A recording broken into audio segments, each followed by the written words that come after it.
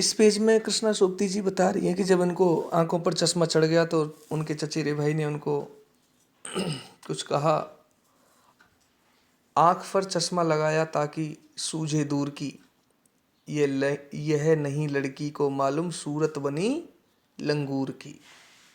ऐसा कह कह करके उनका चाचा का जो लड़का था उन्हें बोलता रहता था। क्या? आंख पर चश्मा लगाया ताकि सूझे दूर की, यह नहीं लड़की को मालूम सूरत बनी लंगूर की।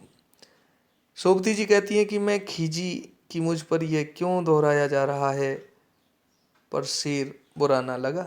शेर मतलब एक प्रकार से ये जो कथन है बच्चे का, कहती हैं सोबती जी मुझे ये बार बार जब बोला जाता तो मुझे फिर धीरे धीरे ये बुरा भी नहीं लगता। जब वह चाय पीकर चले गए तो मैं अपने कमरे में जाकर आईने के सामने खड़ी हो गई। आईने,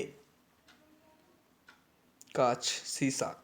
कई बार अपने को देखा, ऐनक उतारी, फिर पहनी, फिर उतारी, देखती रही, देखती रही। सूरत बनी लंगूर की, नहीं नहीं नहीं, हाँ हाँ हाँ। मैंने अपने छोटे भाई का टोपा उठाकर सिर पर रखा। कुछ अजीब लगा, अच्छा भी और मजाकिया भी। तब की बात थी, अब तो चेहरे के साथ घुल मिल गया है चश्मा। जब कभी उतरा हुआ होता है तो चेहरा खाली खाली लगने लगता है। याद आ गया वह टोपा, काली फ्रेम का चश्मा और लंगूर की सूरत। हाँ, इन दिनों शिमला में मैं सिर पर टोपी लगाना पसंद करती हूँ। मैंने कई रंगों की जमा कर ली हैं टोपियाँ।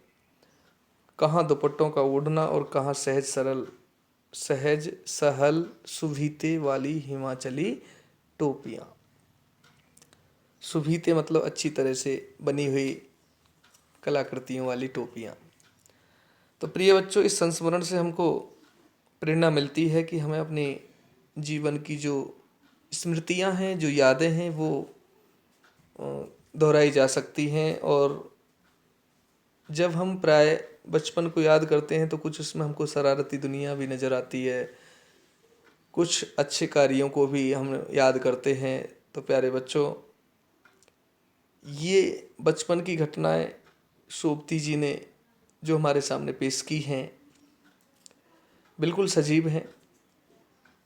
और हम संस्मरण के द्वारा ये सीख सकते हैं कि मानो आज हम 13 या 14 वर्ष या 15 वर्ष के हो चुके हैं तो हमारा जो बचपन का दिन चल रहे हैं अभी तो, पर इससे पहले के जो दिन थे उनमें कहीं ना कहीं ऐसी कोई ना कोई घटना घटित हुई होती है जिसको हम कभी जीवन भर तक नहीं भूल पाते हैं। चाहे नानी का घर हो, चाहे अपना घर हो, चाहे कहीं पिकनिक पे गए हों या कहीं भी सैर सराबे में। तो मतलब है कि ऐसी चीज़ें जो बहुत समय पहले घटित हुई हों और उनको हम अपनी स्मृति में संजो कर रखते हैं और उनको जब हम कलम से लिखने बैठ जाते हैं तो बस वही संस्मरण बन जाता है। तो आज का गृह कार्य के रूप में मैं इन तीनों पृष्ठों को आप सावधानीपूर्वक पढ़ें और समझें। प्यारे बच्चों, मैं आपसे निवेदन ये करना चाहूँगा कि हम लोग एक सच्चे ज्ञान के लिए जुड़े हुए हैं। झूठ मूठ का कोई रवैया आप कतई ना अपनाएं। प्यारे बच्चों, तो आज आप कठिन शब्दों को लिखिए और उनका उच्चारण करने का अभ्यास कीजिए। धन्यवाद।